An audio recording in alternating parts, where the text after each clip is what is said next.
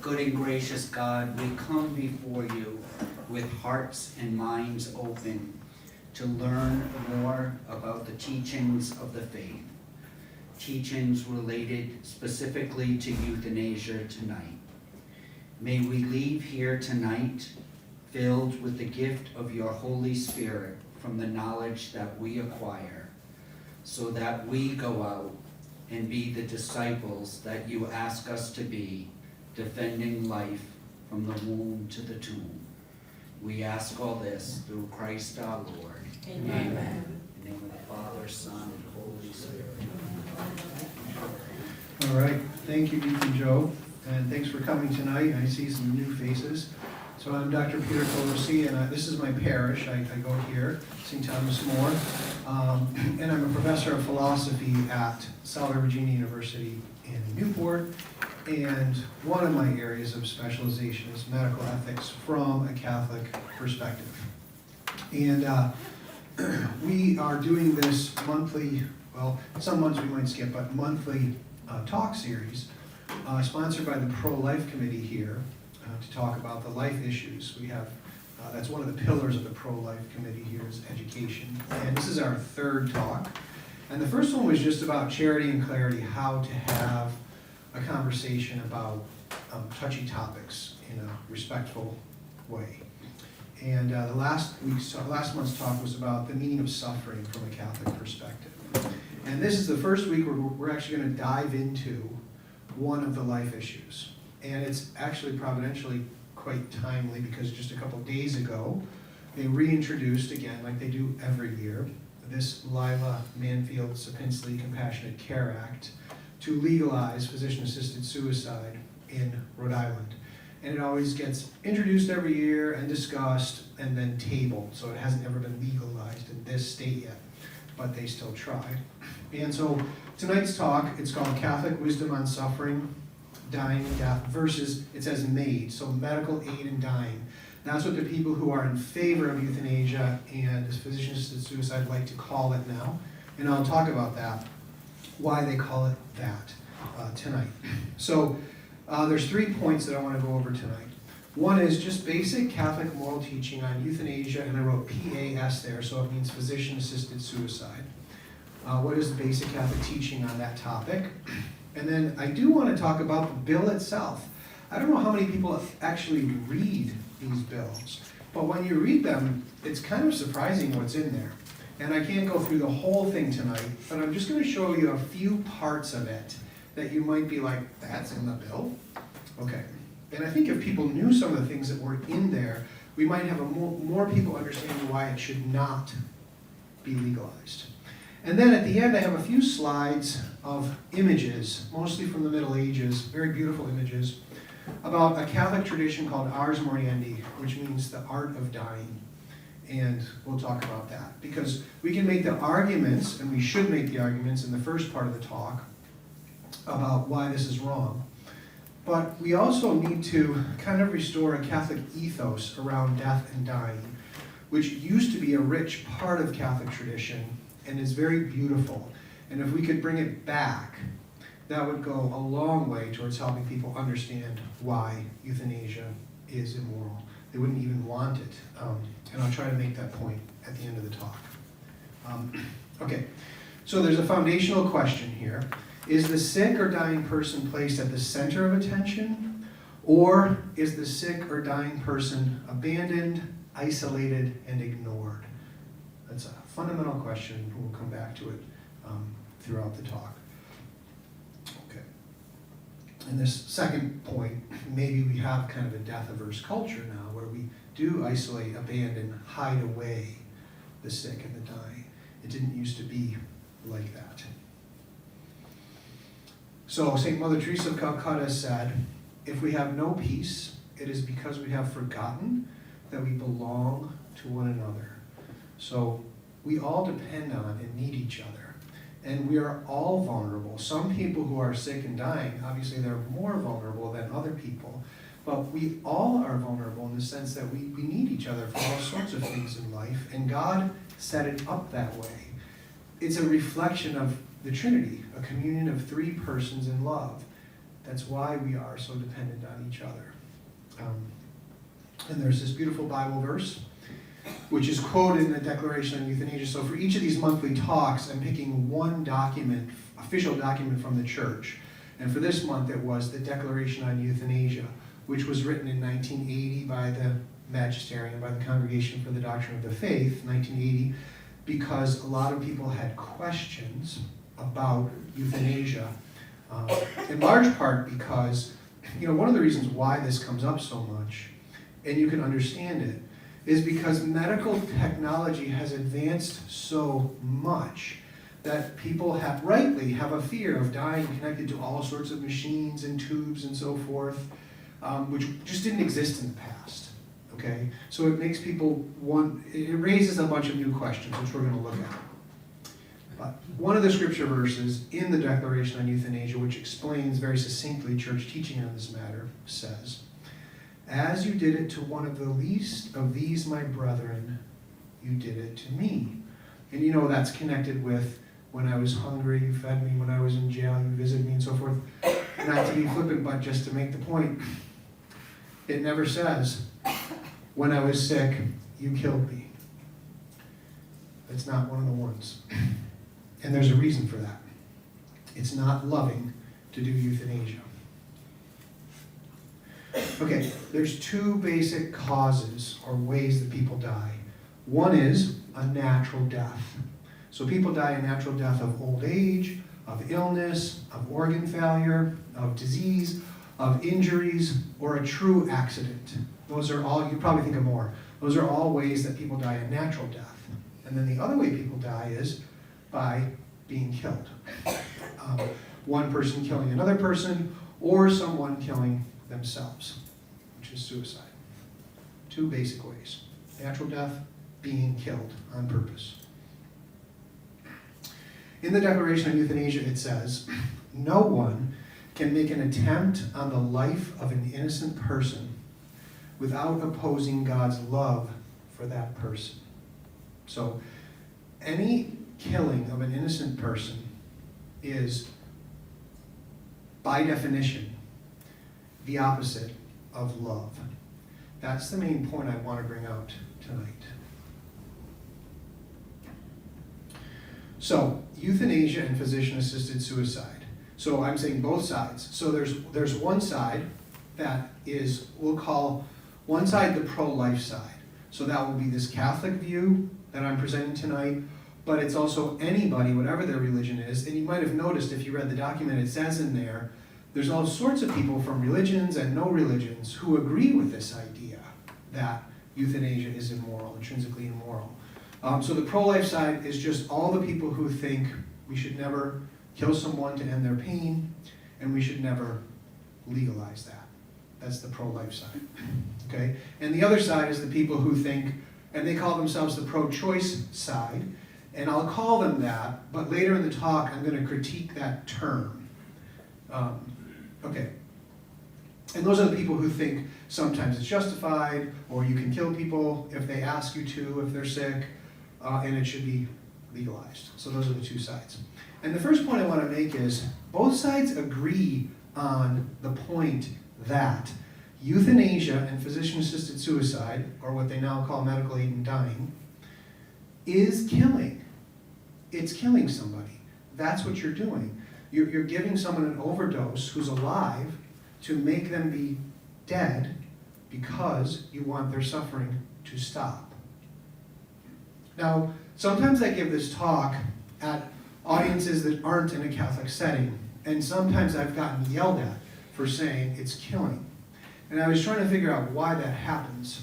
And I think it's because the people are thinking that I'm saying it's murder. And in a certain sense, the document does use that word, but I will say that there might be very many people, let's say the majority of the people who participate in this, the family members, who really think they're doing a good thing maybe, or they don't understand all this stuff we're talking about. So they're not trying to murder their loved one, okay? So we're going to be, on the subjective side, we're going to be gentle with them, merciful, and so forth. But I'm going to use words, like by their definition, and the word killing is the right word. you're giving someone an overdose who's alive to make them be dead on purpose. That's what this is. It's killing. Euthanasia, physician-assisted suicide. Let's just get those two terms straight. So the word euthanasia, it has Greek roots, and the etymology would be like good death, or sometimes they called it easy death. The EU is the good part, and the rest of the word is related to the word for death. And unfortunately, now the word euthanasia means what I just said, killing someone because they're in pain. So they've taken the word good death, which is too bad. We should have that word for Ars Moriendi. and now that's what it means. So we just got to remember that's what euthanasia means, killing people, like I said before. And so is physician-assisted suicide, killing someone to make them be dead because they're suffering. The difference between the two terms is the way they're used. Euthanasia means when it becomes legalized for a medical doctor to administer the lethal dose to the sick person. Physician-assisted suicide is when it becomes legalized for the medical doctor to write a prescription for a lethal dose that the sick person or one of their relatives goes and picks up at the pharmacy and brings it home. And the sick person has to be healthy enough to ingest it. And this is kind of a side point. If you're interested in it, I can send you a little article about it, but there's actually no medicine made for this.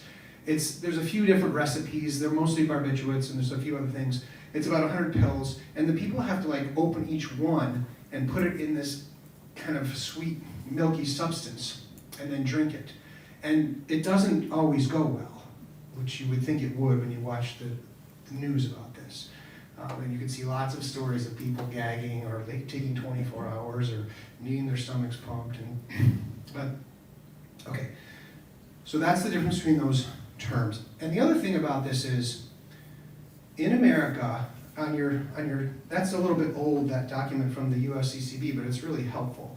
But it says in there it's legal in 5 states. Now it's legal in, I think, 9 states and DC, or maybe 10.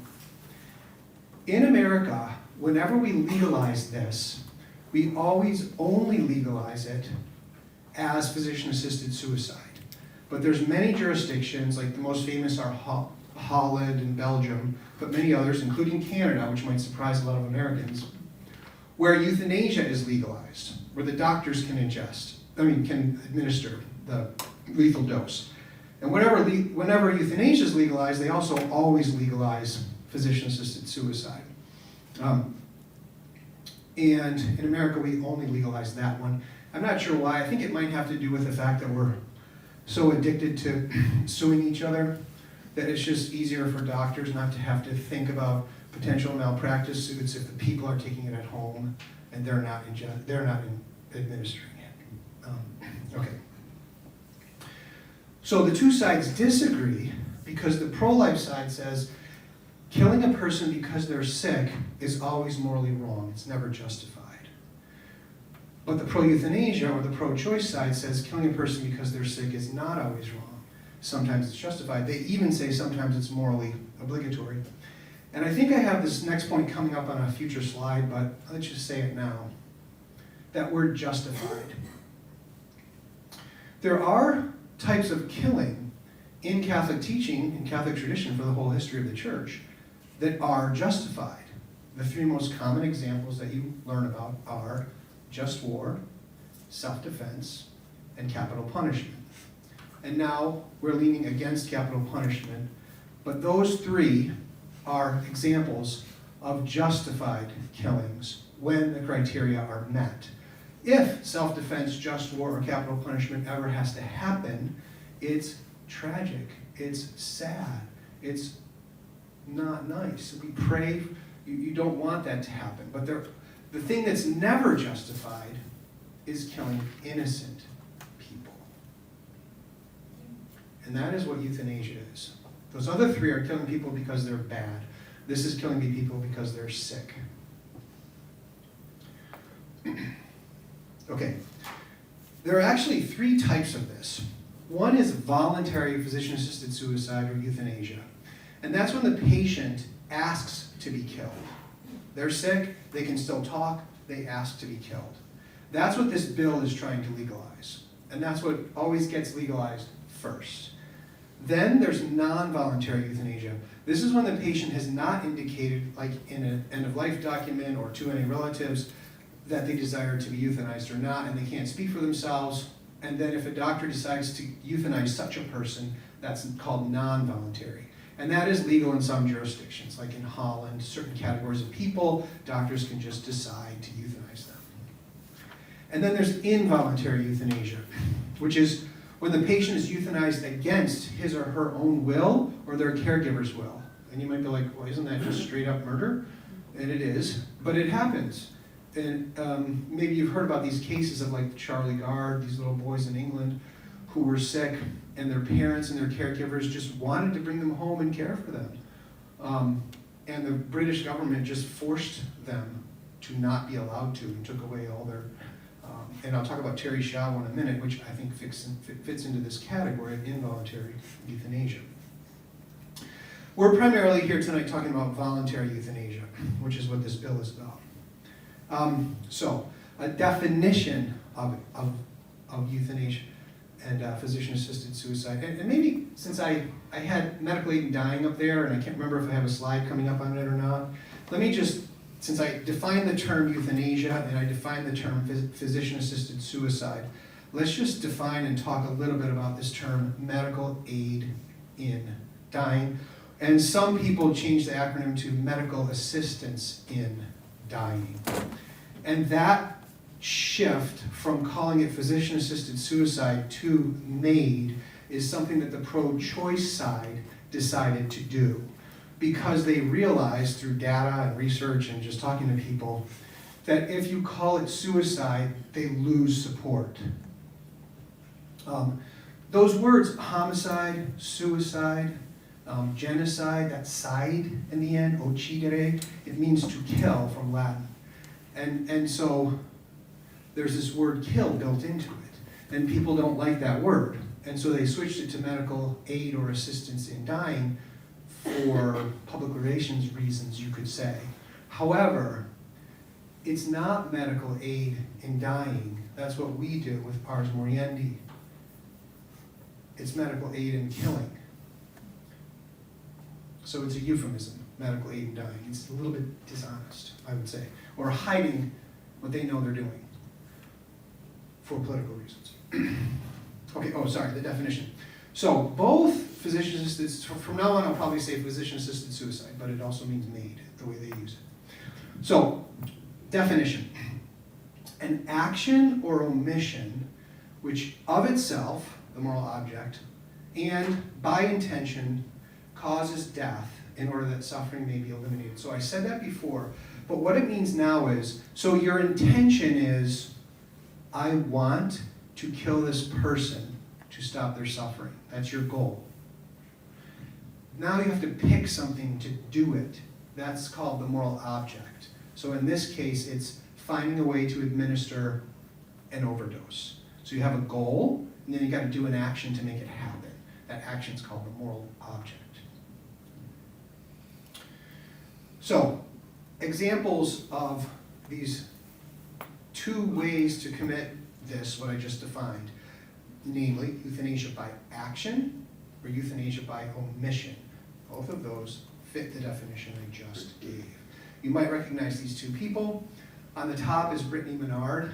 In 2014, it was a big national, even international news story. She had a large brain tumor. It wasn't cancerous, but it was large and growing.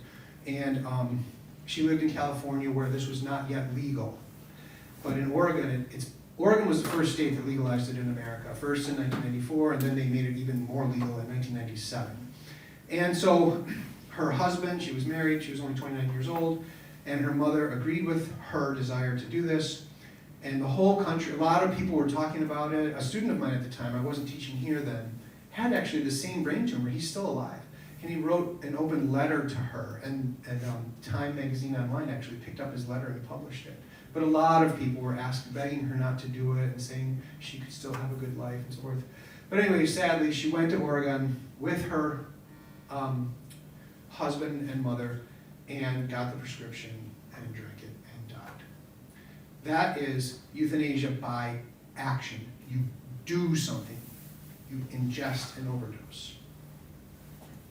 Terry Schiavo, another famous case, I'm guessing you've all heard of it. The most important thing to remember about the Terry Schiavo case is she was not dying. She was not dying. She was very injured, but she was not dying of anything. The only thing she needed was assistance in eating and drinking. And her family just wanted to take her home and care for her and love her and be with her. And you could see her looking at her mom and smiling and things. She was very cognitively disabled because of brain injury, but she wasn't dying, and she could still relate to some extent and had the full dignity of the person and not dying. Somehow her husband got the legal rights to all this stuff, and it was a big battle, you probably remember it, and then some judge finally said, take away her food and water. And so it was 13 days of excruciating death by starvation and dehydration, with a police officer in the room who wouldn't even let the family put like lip gloss or ice chips on her. Her mom was so freaked out she had to like run out of the room because just to watch her daughter just. In fact, people who are in favor of euthanasia, argue for legalizing euthanasia based on this case, because even they saw how gruesome it is to just starve someone to death. When you give them an injection, it happens quick. We don't agree with that, but. So this is an interesting quote I just came across recently. This quote, I'm going to read it. It's something that always comes up, usually in the Q&A for this talk, and maybe medical professionals in the room can give me some guidance on what the answer to this question is. But whenever I give this talk, people come up to me after and say, I think they did that to my mom or dad or something like this. So I'm going to read this, but remember, this is being written by people who are in favor of euthanasia. You have to remember that as I read it. So it says, we wish to draw public attention to the practice of terminal sedation or slow euthanasia, which is performed extensively today. A physician may lawfully administer increasing dosages of regular analgesic and sedative drugs that can hasten someone's death as long as the declared intention is to ease pain and suffering. Compassionate physicians, without publicly declaring the true intention of their actions, often speed up the dying process in this way. So what this guy is saying, who's on the pro-euthanasia side, is he's kind of saying what they always say now, the quiet part out loud, that all over the country, doctors are actually euthanizing each other. People, they're using morphine. They know they're using it to the point of killing the person, not just relieving the pain, for the intention of killing them, but not saying that out loud in the states where it's illegal, because they could get arrested. And the question is, how often is that actually happening? Okay, now that brings up this other question, and I'm only going to be able to touch on it, but it's very important to make the point. So in 1957, a bunch of bishops asked Pope Pius XII this question, because sometimes people are in pain, which by the way is not the main reason people ask for euthanasia. It says it in there. We can talk about that. But when people are in a lot of pain, church teaching is in favor of relieving the pain, And sometimes when you're figuring out what dosage of pain medication to give, it might happen that the amount that's needed to get the pain to an acceptable level has an unintended side effect of potentially reducing the number of days or weeks that the person will live. But it's not your intention to kill the person. It's called the principle of double effect. And we're not going to go through all the parts of it right now. But it is not euthanasia if your true intention is to relieve pain, and you're being very careful to give them just the amount that they need to get the pain relieved, but maybe it's going to suppress their breathing a little bit, and they'll die sooner. That's not euthanasia. No intention to kill. The principle of double effect applies. Oh, the Pope made another comment in that remark. And we have to talk about this too when we get to Ars Moriendi at the end. Some pain medications, not all of them, reduce your consciousness. They can even knock you out. And that has to be thought about, because it's very important the things that people do during the dying process, like make the most sincere confession they ever made, or talk to the people and say the things that they need to say that maybe they were always afraid to say, or reconcile. Well, if you just knock them out all the time, you're not going to be able to do those things. And so sometimes, and the church is not opposed to putting people in induced comas when it's needed. They're not opposed to that. But the Pope is saying, you have to think about what you're doing. And tell the person, you might be losing your consciousness here. Do you want to keep a little pain and so you can talk to the people you love? What do you want to do? It's very important to remember that we want to be conscious as much as possible during the dying process. Okay. Moral heroism is not required. Right, you can, all right, I'm not going to, we'll save some time. But yes, we're in favor of reducing pain. Some people, you can choose to not have any or a certain amount of pain medication and offer it up as redemptive suffering, but you don't have to. Okay, you can. All right. Now these three positions on euthanasia, because so far I've been saying there's two, and you're like, what do you mean? There's three. So there's the Catholic, the pro-life one, which we've been talking about. Then there's the pro-euthanasia or the pro-choice one, which we've been talking about, and then there's this third one, and I'm going to call it the vitalist position. The vitalist position. And many people wrongly equate the Catholic view, the top one, with the vitalist view, the third one. They're not the same. They're not the same. So many pro-life euthanasia pro-euthanasia arguments are based on this misunderstanding. So when you read, like just a couple days ago, they published, like in the Providence Journal, and there was commentary on it, these people who are in favor of this bill that just got reintroduced. And all the people who are in favor of it, they set up this dichotomy in their comments.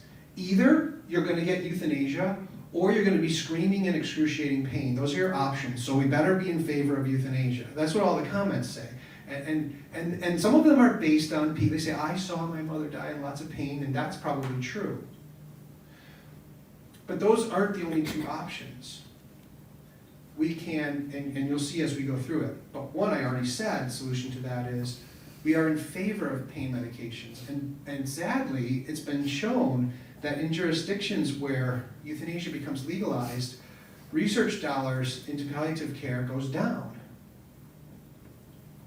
What we need to do is keep it illegal and help manage people's pain.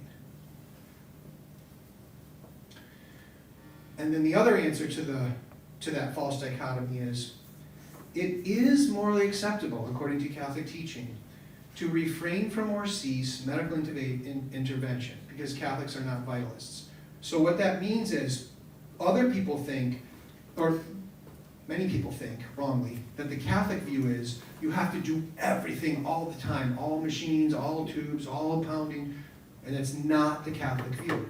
That is a view, it's kind of rooted in atheism. It's this fear that there's nothing else and I have to do everything to stay alive. But you don't have to do everything to stay alive. That is not the Catholic view. And so now the question is, I'm allowed to say no to some things. Well, which things? Which things? Okay.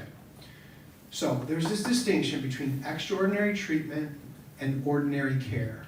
And the basic idea is that extraordinary treatment, and I'll talk about each of these, is morally optional. You can say no to it.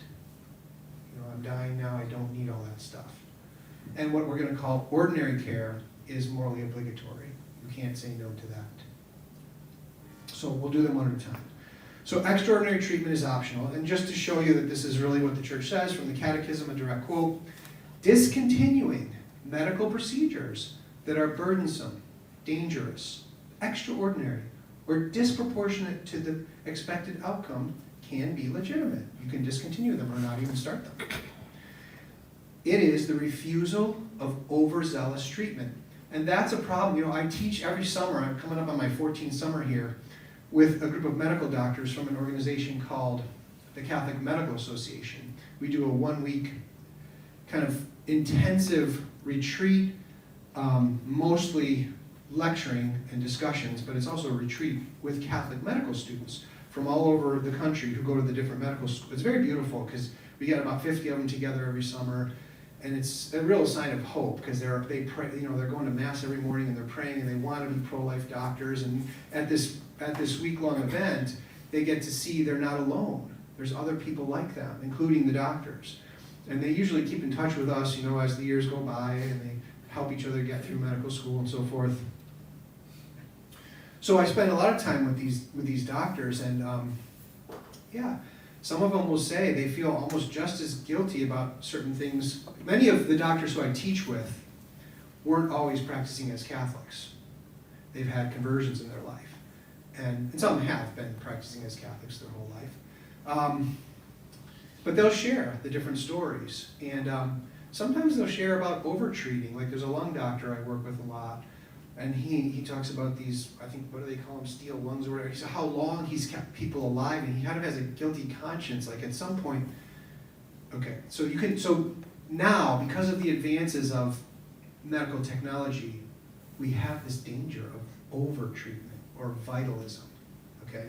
And the church is saying, wait, okay, if you decide to not use one of these extraordinary treatments, it's not to will to cause death. One's inability to impede it is merely accepted.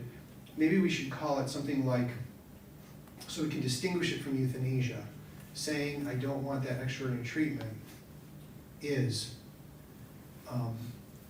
the humble acceptance of the approach of death. The humble acceptance of the approach of death. Everyone has to die. It's going to happen. So there's a point where there's this humble acceptance of it's here. That is not killing yourself. That is the humble acceptance of the reality of your own death, which we never think about too much these days. And we'll talk about that. Yeah, so sometimes I give, like, for extraordinary and ordinary, just examples to make it clear. I mean, this would be an extreme example to get the point across, but like if somebody has cancer and they go through one chemo treatment and the cancer comes back, and then the second one, they do a different protocol or recipe or whatever, and then the cancer comes back. Well, then the person can say, okay, look, this isn't working and I'm actually dying. I don't want the next one. Or with chemo, it's so intensive, I think if you were, I mean, each situation is different, we're going to talk about that. But in principle, you wouldn't even potentially even need to do one round of chemo. Okay, so yes, it's the humble acceptance of the approach of death. It's not an act of killing. Death is unavoidable, and there is eternal life. That's one of the reasons we're not vitalists. Ordinary care, which I'm going to talk about in a minute, is continued lovingly. The patient, remember at the beginning I said 2 ways to die, a natural death or being killed. If you forego extraordinary treatment because you're dying of some pathology, that's a natural death. To die is a human act. It's a very important one, and we're going to be talking about that at the end with the pictures.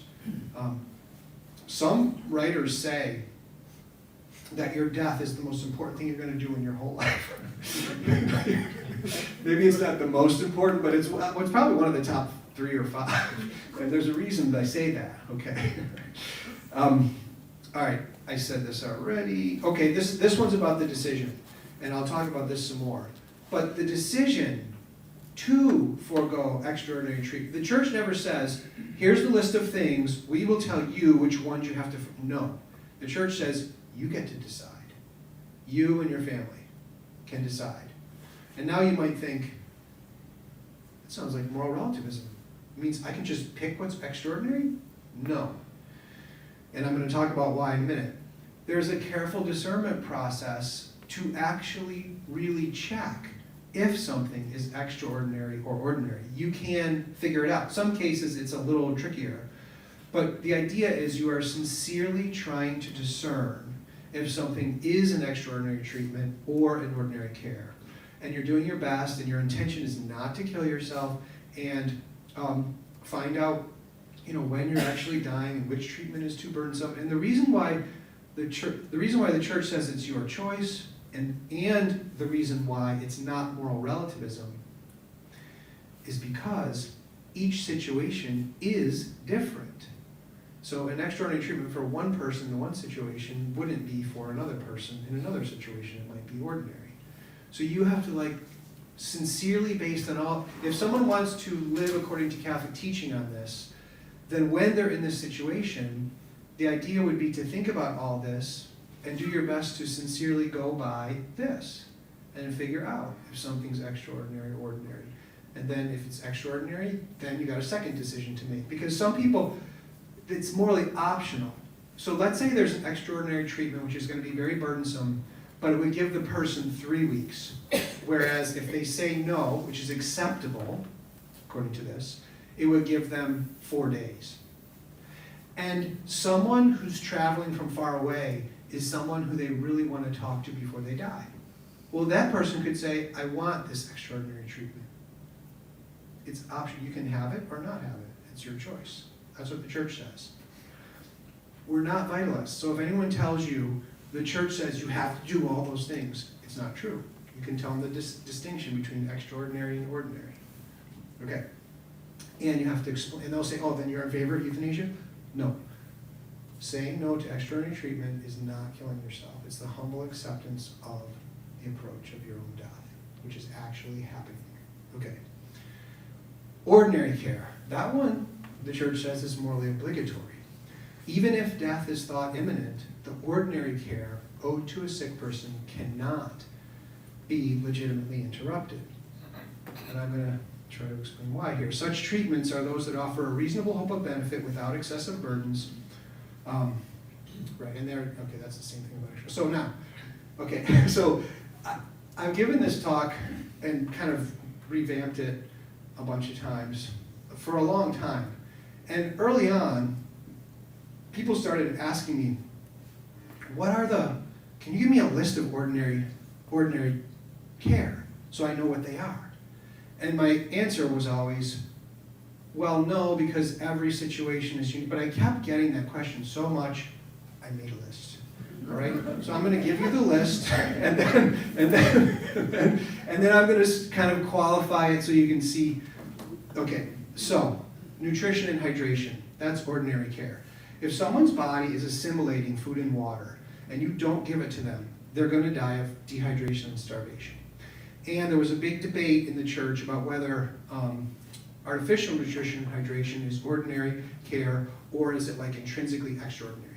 And the church spoke on it and said, if the person, if they're not dying, and the only way you can get nutrition and hydration into them is through feeding tubes. And otherwise they'll die of starvation. And if it's not expensive and if there's no counterindications to it, like infections or other things, if it just would work, then it's ordinary care. And the person should accept it. Because otherwise they're going to die of starvation and dehydration. Now there are times when your body starts stopping to assimilate food, and then you wouldn't keep pushing food in there and so forth. But, okay, we can talk about that one if you want. So cleanliness, obviously, comfortable room temperature. I picked some really easy ones. But these are, so bed care. So I made up a story. It's a silly story, because I hope it would never happen. But it gets the point across. So one of the things I've been saying is that euthanasia is the opposite of love. It's the opposite of loving care. So then it would follow that to deliberately not provide ordinary care to someone who's sick can't be loving. So I made this story up to get that to click. Let's say that you had a loved one in an old folks home or something like that, and you were visiting them, and then suddenly you noticed that they had bed sores. You're like, And so you go to the people in charge and say, why does my loved one have bed sores? And they say, oh, because we stopped doing the treatment that you do to stop bed sores. And you say, well, why did you do that? And they say, oh, because of love and compassion. It doesn't even compute. It can't be loving to not do that. That's the concept of ordinary care. Ordinary care is like hugging somebody, to make it into a metaphor. They need some care. I have another example coming up, and you don't give it to them. Appropriate rehabilitative care, I think, is in the list of ordinary. Monitoring for signs of recovery, blood transfusions, and antibiotics. So those two, one of the things I like is when there are medical doctors in the room, because sometimes they correct me, which I'm grateful for because I'm not a clinician. And one time I was giving this talk and I said, I made the list, because people always ask, and I'm thinking antibiotics, because you have a secondary infection and you could fix it, and the person would feel better if you give them antibiotics. So that's why I said it's ordinary. But then a doctor raised his hand and said, for some primary pathologies, antibiotics are counterindicated. And then I just said, okay, thank you. In those cases, it wouldn't be ordinary. This is a true story. I was teaching this at another institution, and one of the students raised his hand and actually told a story that happened. I forget who the sick person was. I think it was his grandfather, who was a diabetic. And he wasn't dying yet, but he was pretty sick. And he needed an insulin shot. And the student said to me in the class, that the healthcare person in the room said to the family, should we just skip that? And the family was all shocked, because an insulin shot at the time was like $3 or something, and it would make him feel better. And so, obviously, I wasn't there. This is what the family intuited, that the healthcare person was just trying to throw in factors to make the guy die sooner. And that is what not giving ordinary care is.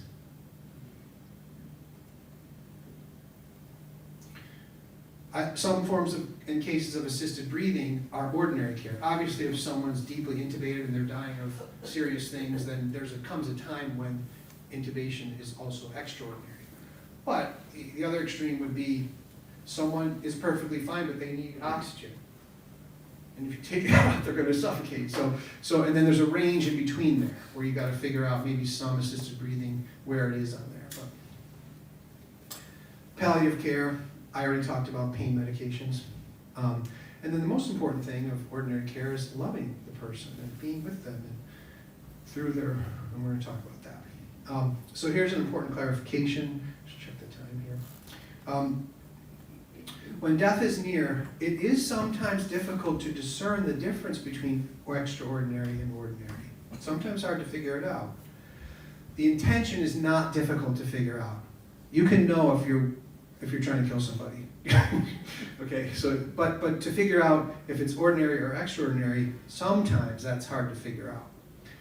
Oh, and this is another thing I'd like to say. Oftentimes, when someone who has been suffering passes away, like they naturally die, we feel sad because we miss the person, but we also feel a type of relief and even gladness that they're not suffering anymore. That's okay. That's a fine feeling. That doesn't mean you killed them or euthanasia. It's okay to be happy that someone's not suffering anymore. Okay? So what you do in these situations that are difficult to figure out is you pray, you talk to your priest, you talk to the doctors, and then at some point the family just makes a decision. Okay, we think this, at this point, this one's extraordinary. And then you just trust God from there. But that, what I just described, is not what this Rhode Island bill is about. The Rhode Island bill is about legalizing the delivery of a lethal dose to make someone be dead. It's not about that tough choice of is this extraordinary or ordinary. It's legalizing killing people. That's what it is. Okay. So it's named after Lila Manfield Sapinsley, who was a very accomplished congresswoman in Rhode Island, and died, I think, at 92 years old. And while she was dying, a few decades ago, I should remember. I think she got elected in 1972. Maybe some of you heard her then at some point. I wasn't living in Rhode Island when she was here, but I read about her a little bit, a lot of good accomplishments. But one of the things was she was dying at the end of her life and was kind of wishing that this was legal in Rhode Island. And that's why they named the bill after her. And what it would do is make it legal for doctors to prescribe a lethal dose of medicine to some patients for the express purpose of enabling them to use it to kill themselves, including at home. And I put the word 180 there to remind myself of this point that if you're in a jurisdiction where this is illegal, like here, then the situation is such that doctors and other healthcare professionals will never use their medical skills to kill somebody. They won't do it if they're living according to the law. If you make it legal, then you have done a 180. You went from the idea of the Hippocratic Oath that medical professionals won't kill. And they would be the best able to figure out how to kill because of their medical knowledge. Never, they won't do it. That's what the original oath said. You go from that, when you legalize this, to medical doctors will kill. They will use their medical skills to kill people. They won't, they will.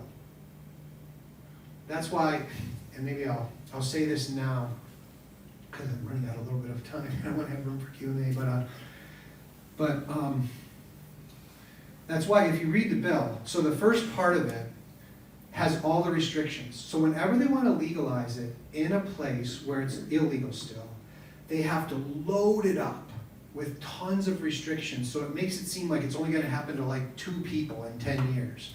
So you got to be 18, you got to have 2 doctors, 2 oral requests, 1 written request, waiting period, on and on and on. They load it up with all that because it's the only way to get a place that hasn't had it yet to vote for it. But, and this is a very important point, and I know this is, so I'm going to make this distinction. There are people, a lot of the people writing in the comments about the bill now, who are sincere. They're not as cynical as about what I'm just going to say next, but there are people who also are like what I'm about to say. But I'd be even willing to say most of the people sincerely believe this would be good. I think they're wrong, misguided. But the people who are like in the know that once you get that 180, it doesn't matter how many restrictions there are. It's a total victory. It's a total victory once you get the 180 to happen. Because after you say, somebody who fits these 20 restrictions, we're going to kill them legally. Someone's going to come along next year and say, I met 19 of them, this isn't fair. And they're going to flick off 1. In other words, it's a flimsy fence, the restrictions, once you do the 180. Once you accept doctors will kill, nothing's going to stop it from spreading. Okay, and it always happens. Empirically, that's what happens in every jurisdiction where they legalize it. This is how it goes. They start with all the restrictions, and now you're like, in Holland, 16-year-olds who are depressed can actually ask to be euthanized, and they can be approved, and they euthanize them. There's an age, I think 16 and 17, the parents have to be involved, but once you hit 18, you don't even have to have the parents involved. And in Canada right now, you might not realize this unless you follow the story. It's off the charts in Canada, the euthanasia. And right now, there's a big debate going on up there because in 2027, they're going to have that mental, no physical sickness, just depression and things like that can be legally euthanized. Okay, I'm going to skip the Hippocratic Oath. Well, I'll just say that Hippocrates said, no euthanasia. Not only that, doctors shouldn't even suggest to their patients. And it's really amazing that he said that 500 years before Christ. Because really, if you think about these bills, so Hippocrates said a doctor who has all this, people respect the doctor rightly, that puts you in a vulnerable position. And if the doctor suggests that, you're like, oh my gosh. Well, this bill, these laws, it's like all of the healthy people suggesting you might be better off dead.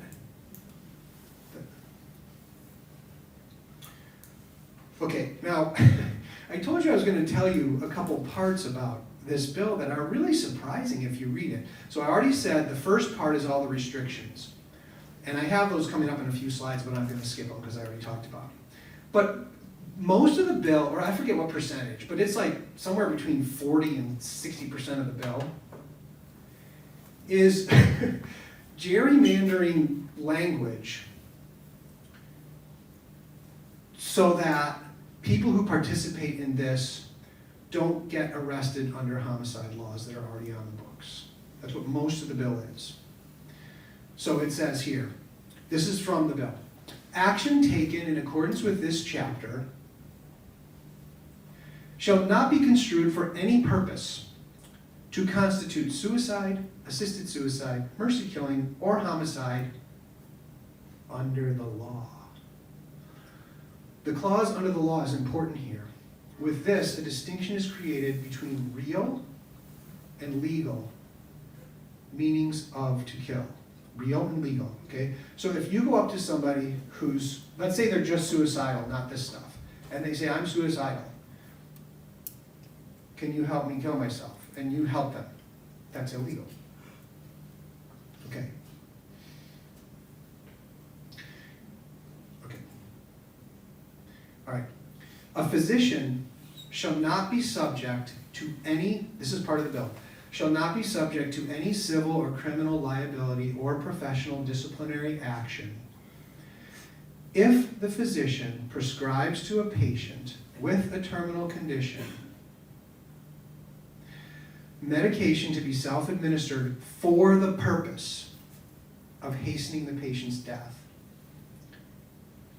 And the physician affirms by documenting in the patient's medical record all the following. So that means the doctor has to keep track of all those 20, I forget how many there are, but all those things you got to keep, if you're the doctor, you got to keep track of it all, record it, so forth, so forth, so forth.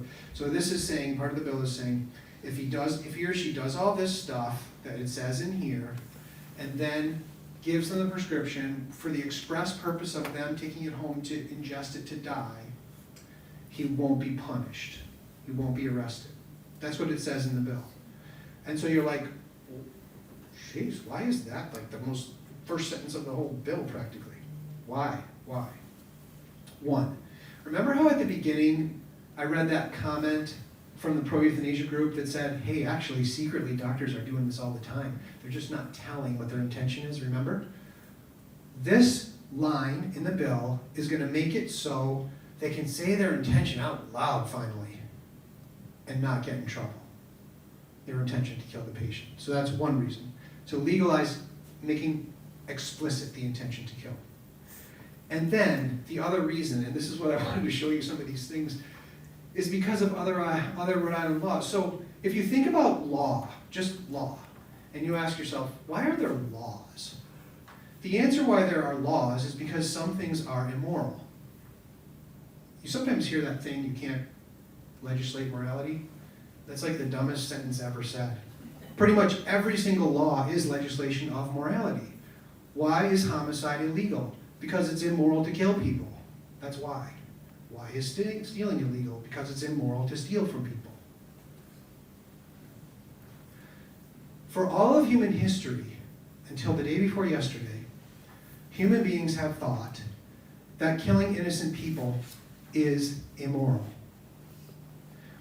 Because of that, there are a slew of laws on every jurisdiction's law books pertaining to homicide, manslaughter, duty to aid people, even laws connected to suicide, life insurance.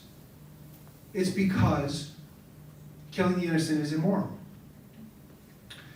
So what these bills do is, for the first time, well, we have abortion too, but there we have to prove that the baby is a person, which it is, but that's a separate topic.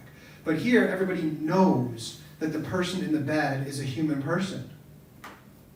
And so now we're going to legalize killing that person who's innocent. So we have a problem. We have all these laws against doing that. So if some family member's against it, they're going to try to get the doctor convicted of homicide. And the people who write these bills know that. And so, the way I would put it is, they're throwing a monkey wrench into the law with about 40 to 60% of this bill. And I'm going to show you a couple examples that are just... So, okay, there's a law called the duty to aid law, which means if you're somewhere and somebody is seriously injured and you could help them without like some serious danger to yourself, you're actually legally obliged to do that. And if you don't, if you just sit there and twiddle your thumbs, like they're in water and you could just pull them out and you twiddle your thumbs and watch them die, you can go to jail for that because of duty to aid laws. And we have that law in Rhode Island. So now, the people who wrote this bill, they're like, uh-oh. So let's see what they did in the bill.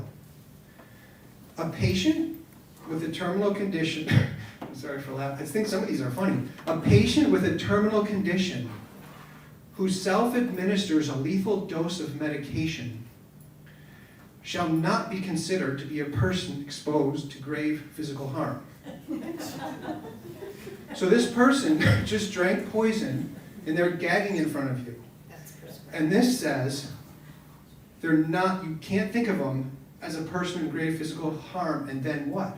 Under 1156-1, which is the duty to aid law in Rhode Island, okay? So now, if you're standing there watching this bill says, no person shall be subject to civil or criminal liability solely for being present when a patient with a terminal condition self-administers a lethal dose of medication pursuant to this chapter.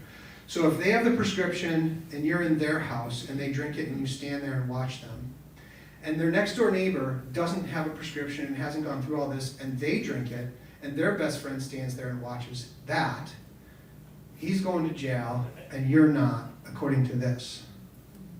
That's what they're trying to do. Or for not acting to prevent the patient from self-administering. So if you're in that house and the guy's like, I'm going to drink it, well, just take it away from him. But here, you're not going to do that, and you're not going to jail, and he is if you don't take it away. Or for not rendering aid to a patient. So here, you don't call 911. There, he doesn't call 911. He goes to jail. You're free. So the bill is full of saying all this other homicide stuff, we're keeping it. But over here, no. And that's why I call it like a monkey wrench into the law. So here's another one. I won't do too many, but there's more than just these. So here's another one. So there's also laws pertaining to suicide and insurance and so forth.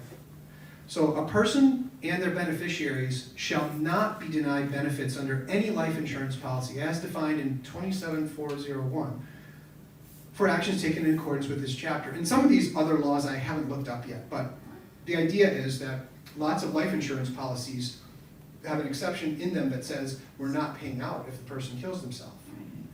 And so this bill is saying we're keeping that on the books, except in this case, they do have to pay out. That's what this says, okay? And here's another one related to insurance law. It's in the bill. The sale, procurement, or issue of any medical malpractice insurance policy or the rate charged for the policy, it's kind of another funny but not funny one, shall not be conditioned upon or affected by whether the physician is willing or unwilling to participate in the provisions of this chapter. So what it's saying, the bill is saying, you insurance companies, once we legalize this, you're going to want to charge higher premiums, I know it, for doctors who are in favor of euthanasia, because they're going to get more malpractice lawsuits from the relatives who didn't want their loved one to get euthanized. You insurance companies, part of this law is you're not allowed to charge them higher premiums than doctors who you know are pro-life. You can't make that distinction. That's what this law is saying. So I've often wondered with these sorts of paragraphs, I've never looked into it, if insurance policy companies are opposed to these bills. I'm guessing they are to some extent, just for business reasons. Okay, these are the restrictions. I already did those, so I'm going to skip that. And this is a beautiful passage from the Declaration. Life is a gift of God. And on the other hand, death is unavoidable. It is necessary, therefore, that we, without in any way hastening the hour of death, should be able to accept it with full responsibility and dignity. As for those who work in the medical profession, they ought to neglect no means of making all their skill available to the sick and the dying. But they should also remember how much more necessary it is to provide for them with the comfort of boundless kindness and heartfelt charity. And that brings us to the pictures. So maybe I'll just do them quick. I know I'm talking a little more than I did in the last couple talks, but they're kind of beautiful, and it's so the one on the left, you might be surprised, it's by Pablo Picasso. He had a realistic period. And it's called Science and Faith or something, I can't remember the exact title. And you have the sick person in the bed. The doctor's still there, but the person is dying. And the person's face is turned towards the nun and the child, who represent religion and family. So there comes a point when medicine has done all that it can do. And there are more important things to think about. That's what the doctor's going to stay, but now we're focusing on the more important things. And memento mori, it means remembering your death. This is by Gian Lorenzo Bernini. It's in Rome, and it's death. He's got a marble blanket and over his eyes, because you don't know when death is coming, but he's got an hourglass, he's coming. And there used to be this idea of thinking once in a while about your own death in order to help you sort of existentially prepare for it properly. And nowadays we kind of don't think about it so much. I think we want to hide from thinking about our death. That's the whole artwork there. And the Pope used to, that used to be where the sacristy is. It's in St. Peter's. He used to walk out there after saying Mass on the papal altar. Every time, everyone's kind of worshiping the Pope, and he thinks and then he goes under death. And it's to remind him, you're going to die too. They used to, I don't think they do this anymore, but when the Pope got elected, one of the first things they would do is burn hay in front of his nose to make him remember. Memento mori. You have to be careful. And now, the sacristy in St. Peter's now, if you go to where the sacristy is, and you just turn your back and look at there's a huge mosaic when all the priests and the Pope come out, and the mosaic that they see is of Ananias and Sapphira dead. They were hypocrites, you remember the story. And it's to remind them, don't be a hypocrite. That's memento mori. And people used to think about those sorts of things. And here, I don't know if you can see those, but it also was incorporated into prayer books. So I just have a few of these, but the idea was that when you're going through the dying process, there are certain temptations that hit you stronger than they did when you were healthy. And so they drew these pictures. And so the first one is impatience that hits you. And I don't know if you can see it, but this guy here, he's kicked over all the food, and the nurse who was trying to feed him is all full of consternation. There's devils under his bed kicking it, and he's full of impatience, okay? And so people would look at this picture and say, okay, when I die, that's probably going to happen to me, and impatience is a vice, and I want to learn how to be patient. And so then they have a picture of him in a state of patience, and the devils are all frustrated, and he's surrounded by Jesus and the angels, and he's got this virtue of patience. I'm only going to do two of these and then the final one. This is my favorite of all of them. This temptation that hits people when they're going to die is attachment to their worldly goods. So if you look at that one there, the guy's in his bed, and there's devils all around him talking to him and pointing, and they're saying, look, someone's going to get your house. Someone's going to get your barn. Someone's going to get your horse. Someone's going to get your servant. And he's like grasping. And then, so you look at that, and you're like, okay, I'm going to be hit with this temptation. And then, the one next to it is detachment. And the house, the barn, the servant, the horse, they're all gone. And what's there? Jesus, naked, nothing. And the man says, okay, Jesus, you did this. You died with nothing. I can do this too. So these were pictures that guided people's, it's like spiritual direction through pictures, helped you prepare to go through the dying process.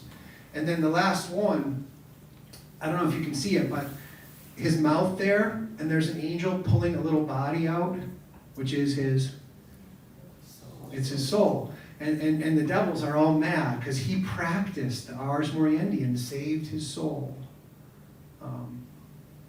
And so, okay.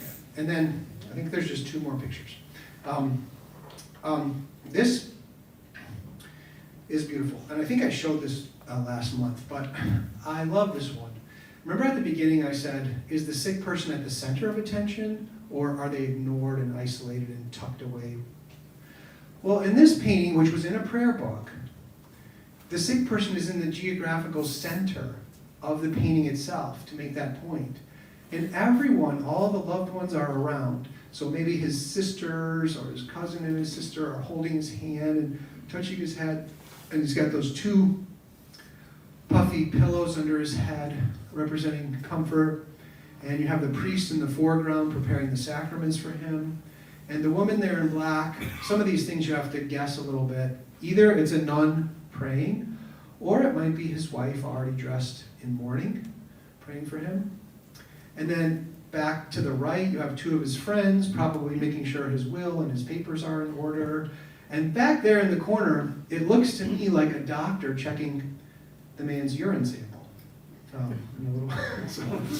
So the idea is, so people would look at this painting in their book, and they would say, wow, when I die, my people are going to be there for me.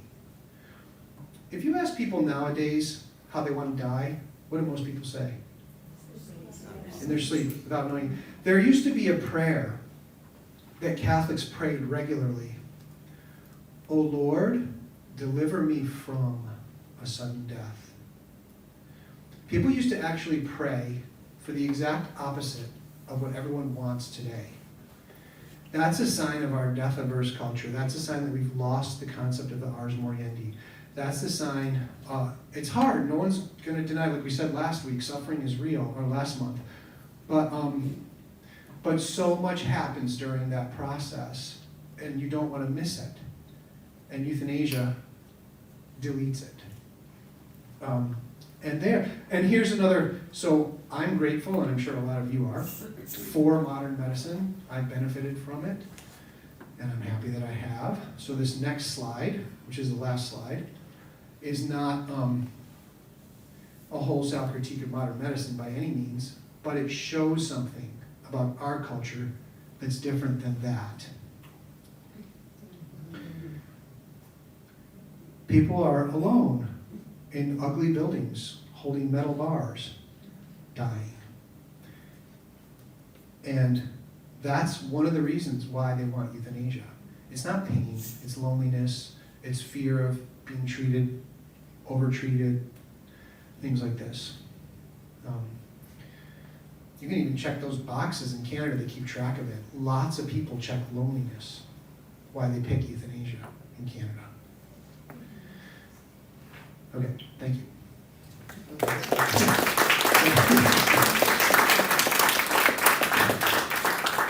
So I did go over this time. So if anyone's tired, they can leave. But I'm thinking there might be a few questions. And feel free to, last month, someone came up to me after the talk and asked a really hard question. And I was like, you should have asked that. And he said, I didn't want to mess up the, no, ask anything you want. I may not be able to answer it, but anything. You can disagree with church teaching if you want to. That's part of discussion. That's, okay. Going back years and years ago, I've been involved with the pro-life movement for a lot of years, but I got burnt out. Put it that way. And years ago, there was this, they were trying in Rhode Island, pass a law, and this was the start of them trying to get euthanasia in. Yep. Pass a law that there's only one point of criteria to die. Like, for example, if you didn't have any reflexes anymore. Oh. If you didn't, instead of, I think, I don't know what it is today, but at the time it was 4 criteria for death before they can say that you died. Yeah. And they tried to narrow it down to 1. That's how they started. And I can remember the Attorney General at the time, Michelson, was up on stage, and he was trying his hardest to make points in the whole 9 yards on, oh, you don't understand, and whatever. I don't know what it is today, because I've been out of it so long. Yeah.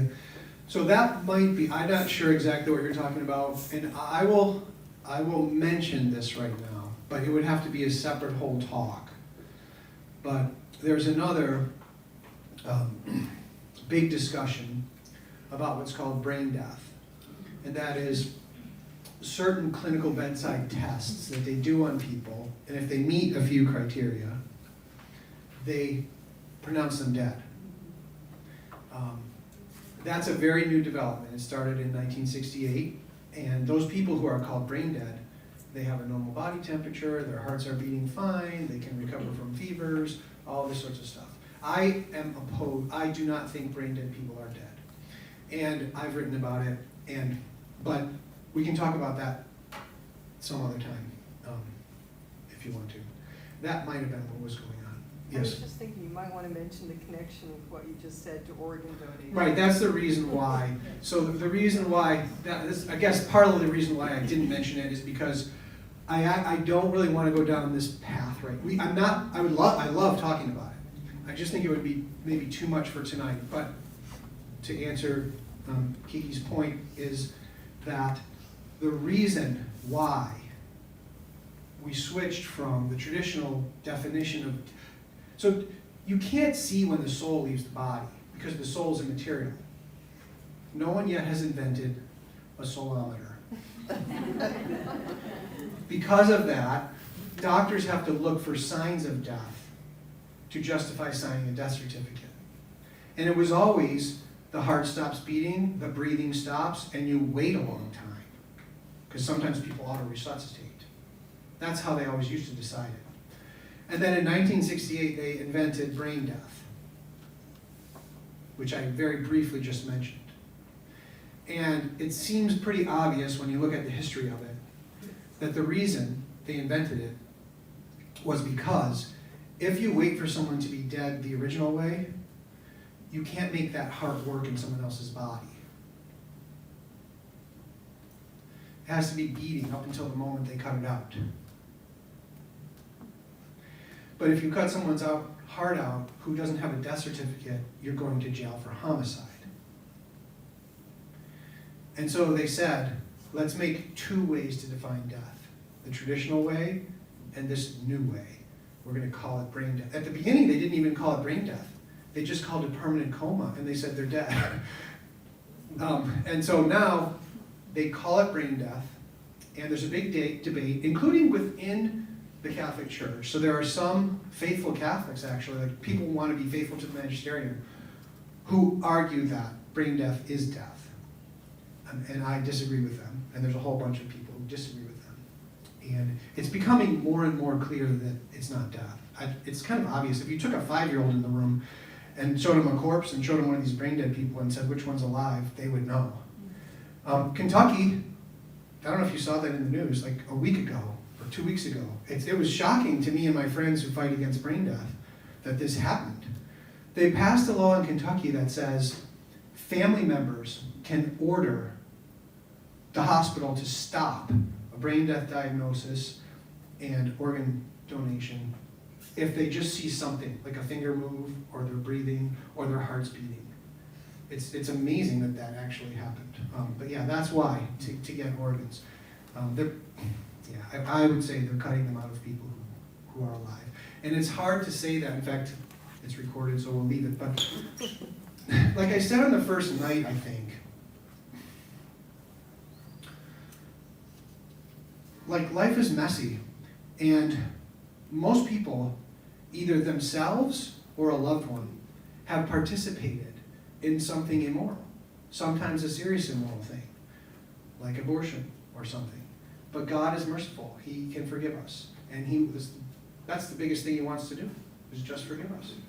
So sometimes when people find out about some of these things that they didn't know, it's heartbreaking that they may have participated in an immoral type of thing with one of their loved ones. But we should just remember God's mercy. Okay. Any other questions? Yes. One of the things you always have to look at is who benefits from this. And I know people have feelings that they're doing the right thing to alleviate suffering and all that. But it always comes down to money. Mm-hmm. And I can't help but think that the state has a vested interest in putting people out of their misery so they don't have to take care of them, or Right. the insurance, medical insurance companies. It's a huge financial boom for them. In fact, you'll see, so that document there, that handout from the USCCB has a number of bullet points. It's really helpful for you to bring home and just read. But one of them is, and you see lots of these stories, you can watch people on YouTube like saying, I can't believe this happened to me. In states where it's legal, they'll get a letter from the doctor or the hospital saying, or the insurance company, sorry, saying, we're not going to pay for this treatment, but we will cover your physician-assisted suicide pills. And the cost is like this. And that happens. So you're right. Yeah, you're right. It's all these things, including the organ donation thing.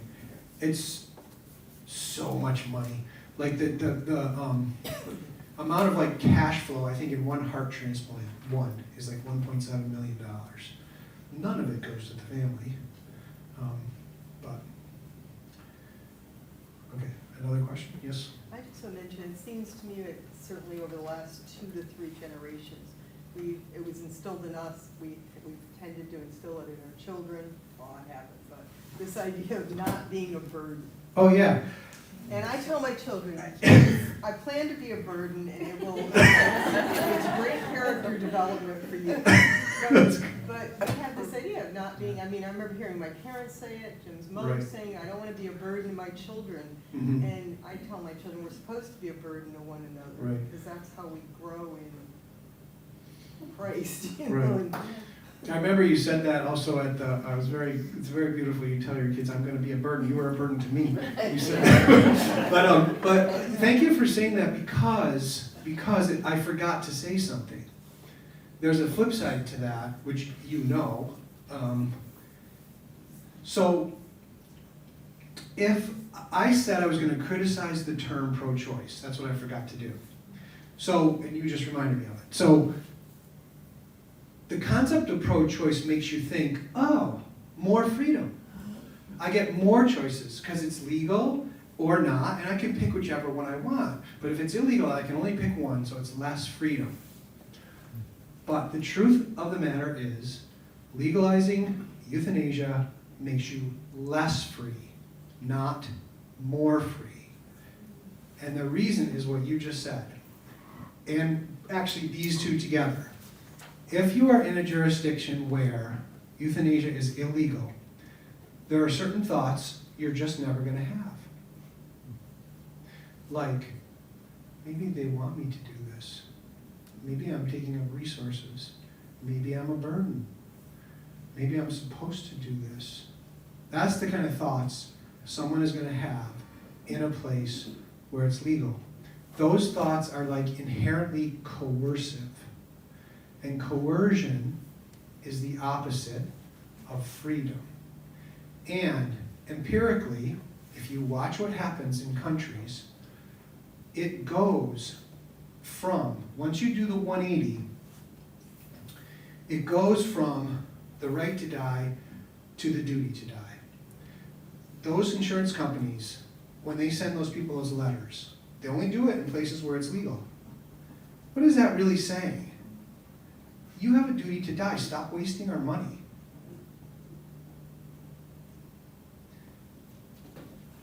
So legalizing it, doing the 180, is intrinsically coercive. Makes you feel, the vulnerable person who's supposed to be in the center of attention starts to feel extremely vulnerable and pressured in sad ways. Yes, ma'am, are you, have a question? I do have a question. I had asked you this before in Portsmouth, Oh, and it's a while ago. But my doctor had me sign a most form, Oh. which was the medical order, and didn't really explain the whole thing. And I went through a lot to get it expunged Oh, because good. it's a legal document. I know. It's not something that you can just say, no, you have to actually do something to get rid of it. But then she said something that made me think about it a little bit, because now I'm hearing about people who are being pushed toward hospice in the hospitals now, rather than treating a simple thing. And maybe if you did have a medical order for life-sustaining treatment, you would be less likely to be pushed in that direction of toward hospice. And I'm wondering if that's something to consider. so this brings up a very important topic, which I decided not to touch on, and it could also be like a whole evening talk, and that is end-of-life documents, end-of-life documents. Or they're called, the umbrella term is advanced directives. But underneath that, there are different kinds. One is MOST or POST, which are physicians or medical orders pertaining to life-sustaining treatments. And then there's living will. And then there's what's called a proxy or a healthcare power of attorney. And the bishops and the Catholic Church pretty much says that the only safe one and the best one is the healthcare proxy. Because all those other ones have checkboxes. And so what the healthcare proxy does is it says, I designate this person to make decisions for me when I can't. And then you can usually, and you should have some paragraphs in there that say, I want to go by Catholic teaching. But the point is, the person you pick is someone who agrees with you. And you talk to them all the time about your beliefs, and they're Catholic and they want to go by the Catholic teaching. And you know, if it becomes legal, then you might want to throw a line in there like, I don't want this done to me. But but when you leave it open like that, and you just give the power to someone who loves you and agrees with your views, then you go unconscious or whatever, and they think all the stuff we went through tonight and do their best to decide, according to Catholic teaching.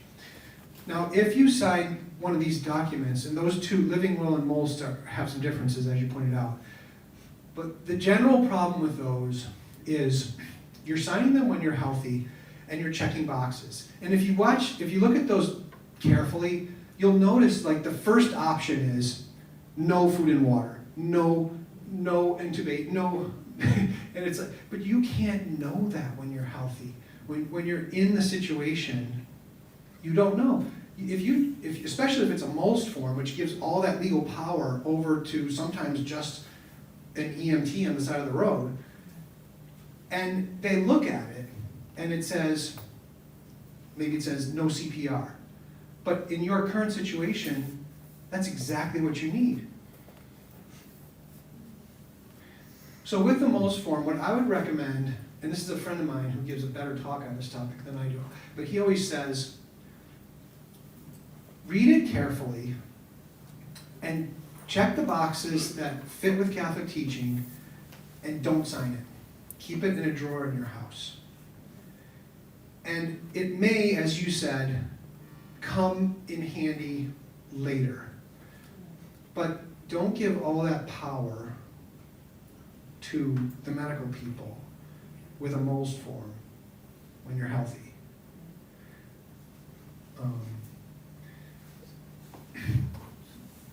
And the living wills, the bishops have some really interesting, concise documents on these things that are really helpful. And as I said, this would be, if we want to do this topic, we can, and we can do actual slides of the different documents. Yes? I have booklets in my car if anybody wants them from the diocese. Oh, good, and it talks about the, yeah, good, so you can get that from Caroline. But, and the same thing with the living will, they have these, it's not a mole, so it doesn't give this power over legally, but it has these check boxes where like, don't give me whatever, no CPR, no this, that, and the other thing. And if you check, One thing, I think my point was if you just said you wanted everything done to you, Mm. you wouldn't check anything like limitations in any way. right, I almost got the impression that that was what the doctor was saying, basically, that might be Yeah. protective if you would. But I understand the whole thing with, what's extraordinary and ordinary and all Right. of that, so you probably may not want all of those things right, at some point too. yes, But that way, at least they won't be shoving you into hospice. right. I see, that's a great point, And, and I'm gonna have to think about that. yeah, I thought that was interesting. Yes. Just kind of rolling around in my head. Right. Wondering about, Thank you. but in this day and age. Yeah. The way things are. Yeah, if it could protect from being pushed into dangerous hospice situations instead of actually treating you, if it could do that protection, Right. I don't know yet, I have to Yeah. think about it. Thank you for that excellent point.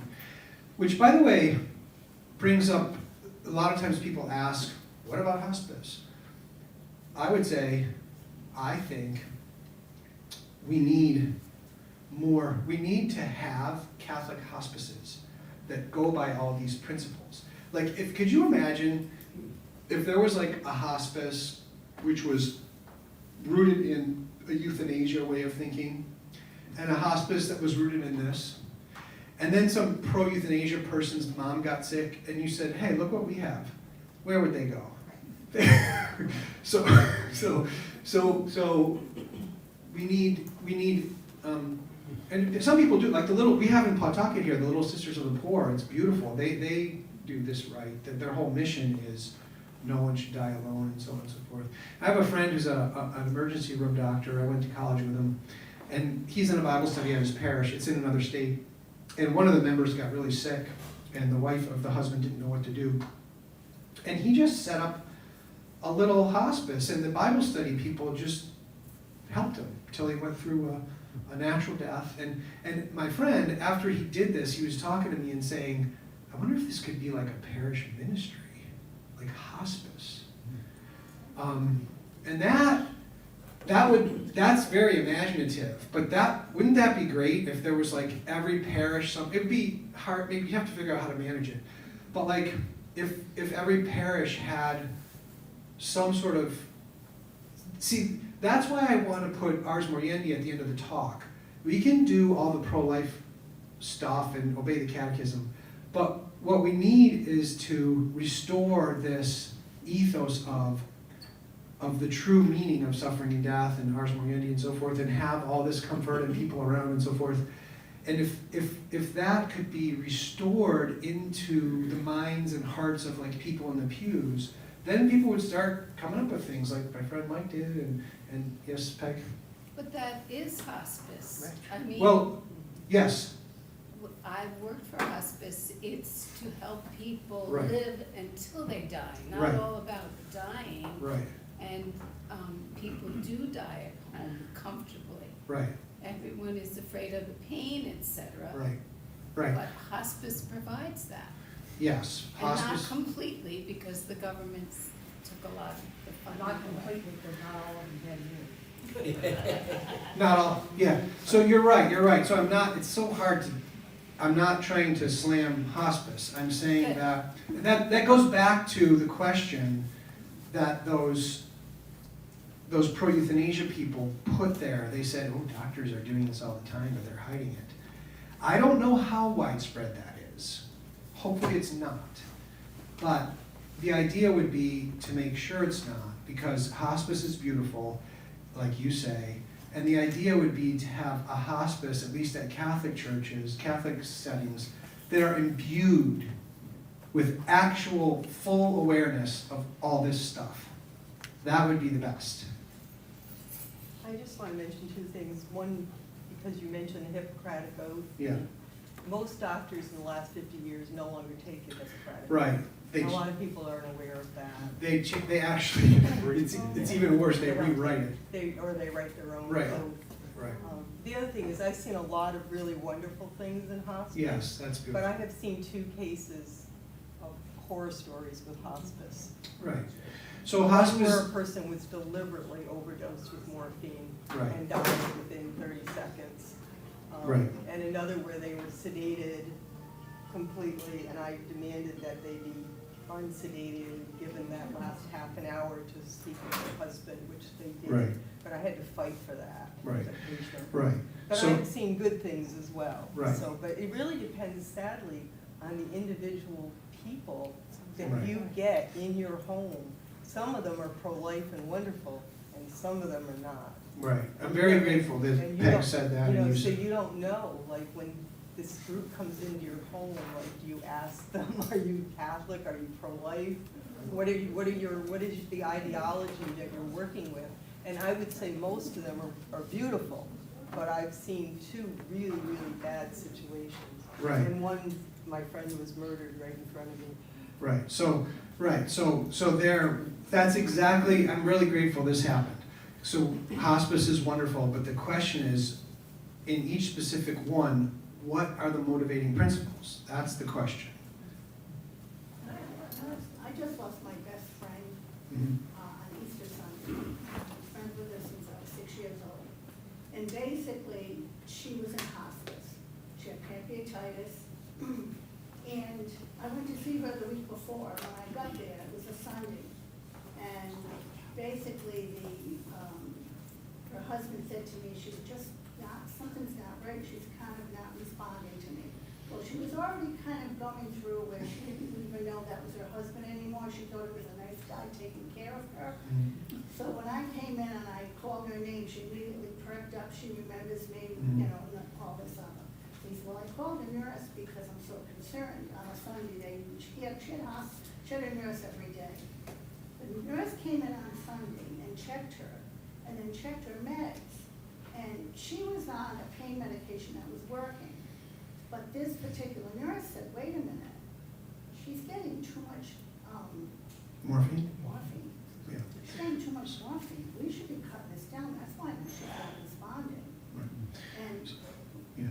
So, and I don't know, because I wasn't, a lot of times people will bring up, and I'm happy you brought one up, personal stories at the end of this talk, and I always say, because I work in this field, I have friends call me up when something's happening in their life, and I never tell them what to do. I just listen as best as I can. I'm not there, and it's their role, they're the family. And I wasn't there when that happened too, so, but yes, I hear lots of stories, and well, the whole thing is, we need kind of to re-educate. You're next. I was gonna ask a little bit related to that. I think in the beginning you said the Catholic Church approves of capital punishment, is what you said? I said that in the history of the whole world, not only the Catholic Church, the idea of killing the innocent has never been justified or accepted. But there are, sadly, tragically, we could say because of the results of original sin, this category of killing, which is justified. And the 3 most common examples of that in church teaching through all of history are self-defense, just war, and capital punishment. And then I said, in recent years, starting with John Paul II up to Francis, there's been this push to try to make it so we never do capital punishment anymore. And that's very beautiful. Yeah. There have been so many errors. Yeah, yeah. And maybe there's, nowadays, we can figure out a way to never have to do it, but it's still,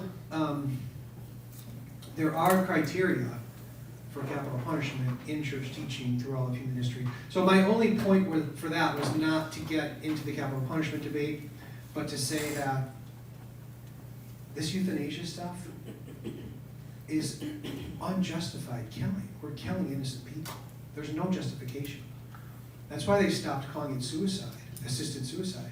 Because when you call it assisted suicide, you're like, oh, they're killing. Then people are gonna start looking around for a justification, and they're gonna realize there's no justification. What the heck are we doing? So they said, let's call it medical aid and dying. Maybe they won't check to see. Okay, this will be the last question, and then we'll go. It's actually just, Oh, and maybe when you're done, you could do a closing prayer. it's, Go ahead. it's just a point because our 29-year-old daughter is a hospice nurse Mhm. here in Rhode Island. Mhm. And she's already said to us that if this euthanasia law passes, Right, then she's gonna have to leave that form of nursing and find another job. right. And I'm more worried about what will happen to all those good nurses in hospice. Right, Because in her mind, she knows she can't be a part of that, so she would have to Right. leave her Right. hospice job.